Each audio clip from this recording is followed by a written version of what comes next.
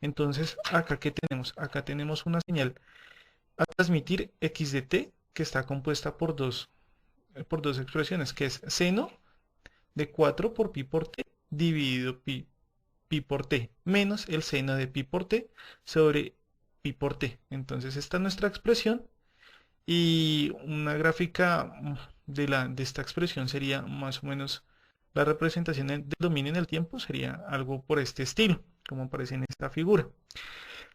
Si a esta señal le aplicáramos la transformada de Fourier a la señal x de t, tendríamos una señal XJW más o menos de este estilo, que estaría entre los 0.5 Hz. Tiene fácil. El siguiente paso es pasar nuestra señal original x de t a través de un modulador de fase. Este modulador de fase necesita unos parámetros. Esos parámetros son delta sub 0, que es fase inicial, y le vamos a asignar un valor igual a 0. K sub p, que es la constante de fase, y su valor va a ser igual a 0.01.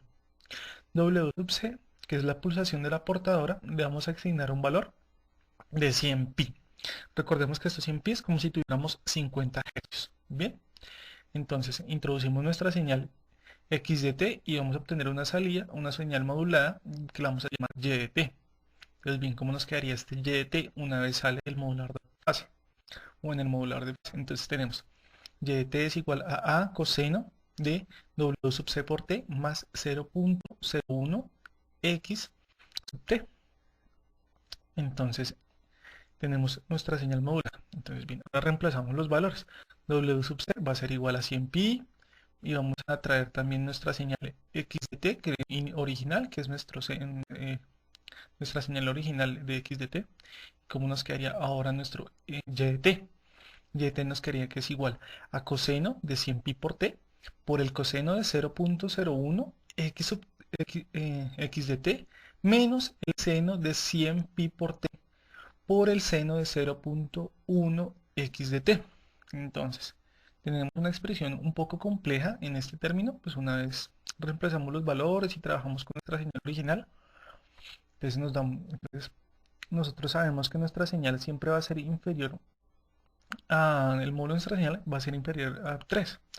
Entonces, como nuestro valor que estamos trabajando actualmente va a ser 0.01, en este caso para este coseno y para este seno, entonces lo podemos trabajar de la siguiente manera. Para este coseno de 0.1 x de t lo podemos trabajar como un 1. Y para el seno de 0.1 x de t podemos trabajarlo solo como la expresión. Entonces nos quedaría 0.1 x de t. ¿Esto por qué? Porque nuestro módulo de señal nos permite que sea menor o igual a 3. Y los valores que estamos trabajando es bien pequeño. Entonces, tenemos que y de t va a ser igual a coseno de 100 pi por t por 1 menos el seno de 100 pi por t por 0.1 x de t. Entonces, a esta señal y de t la vamos a aplicar la transformada de Fourier.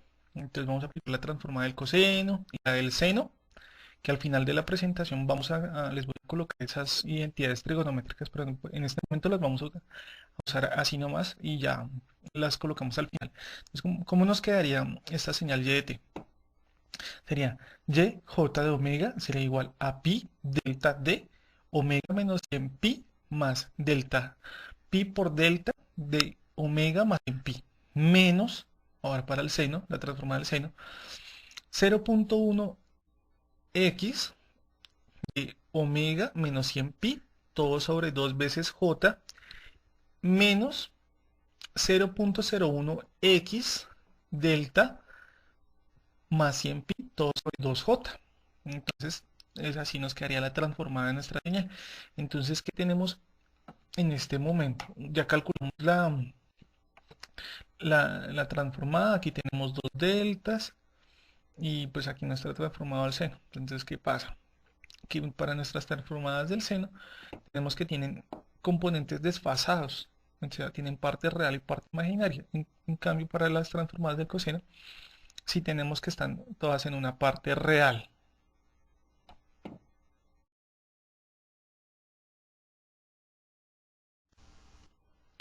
Bueno, entonces, nuestra señal, recordemos que es una señal FM de banda estrecha, Es el caso que estamos trabajando. Entonces, bien, ya tenemos nuestra transformada. Entonces, si le hiciéramos una representación gráfica, más o menos como nos quedaría la representación gráfica. Esta sería nuestra señal x de t. Y aquí tendríamos la representación real imaginaria de nuestra señal transformada de esta ecuación.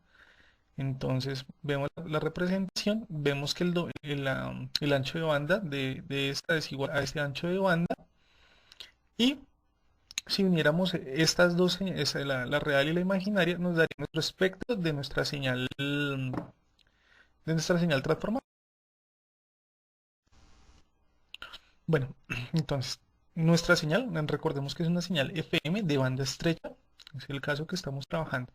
Entonces bien, ya tenemos nuestra transformada. Entonces, si le hiciéramos una representación gráfica, más o menos como nos quedaría la representación gráfica. Esta sería nuestra señal x de t. Y aquí tendríamos la representación real imaginaria de nuestra señal transformada de esta ecuación. Entonces, vemos la representación, vemos que el ancho de banda de esta es igual a este ancho de banda. Y si uniéramos estas dos, la real y la imaginaria, nos daría nuestro espectro de nuestra señal transformada.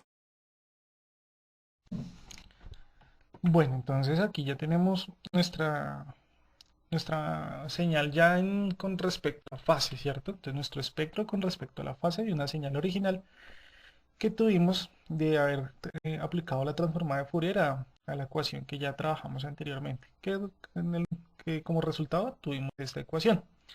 Entonces, bien, ahora pasamos a la modulación de la frecuencia. Entonces, partimos con nuestra misma señal original, que estaba por x de t, igual a seno de 4pi por t, todo sobre pi por t, menos el seno de pi por t, todo sobre pi por t.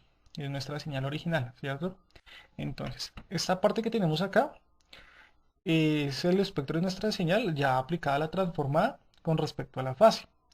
Y ahora lo que queremos hallar es hacer la modulación con respecto a la frecuencia. Entonces, ¿cómo lo podemos construir? Nosotros ya hemos utilizado el modulador de fase. Entonces, para construir el modulador de frecuencia, precedemos de un integrador al modulador de fase. Y entonces así tendríamos como resultado un modulador de frecuencia.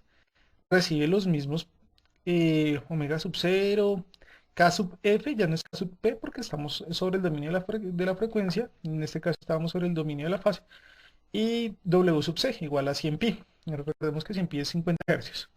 Entonces todo lo precedemos de un integrador a nuestra señal x de t, y a esto vamos a tener una función en omega sub t. Entonces, bien, ¿cómo nos quedaría hacer esta integración? Entonces, tenemos nuestra señal acá está en dominio de la fase, por fase, y nos dio un espectro con estas características, ¿cierto? Entonces, aquí solo utilizamos un modulador de fase. Para el de la frecuencia, una vez utilizamos el integrador, entonces este es el resultado de utilizar el integrador. Vemos que se invierte la señal. ¿Sí vemos? Entonces aquí la teníamos en este dominio, aquí ya está completamente opuesta, acá, y miremosla aquí también, acá y acá. Entonces, ¿qué nos podemos dar cuenta ahí? Entonces, que no tenemos ninguna parte imaginaria, aquí ya el resultado con respecto a la frecuencia no tiene parte imaginaria, solo está en la parte real. El espectro se deforma disminuyendo la amplitud de las frecuencias. Entonces aquí tenemos una amplitud alta y acá ya no la tenemos. Tenemos una amplitud baja. Entonces, con respecto a las altas, disminuye. Entonces, es esto. Y podemos llegar a la conclusión del modulador de frecuencia. Lo podemos generar a partir de un integrador y luego utilizar un modulador de fase.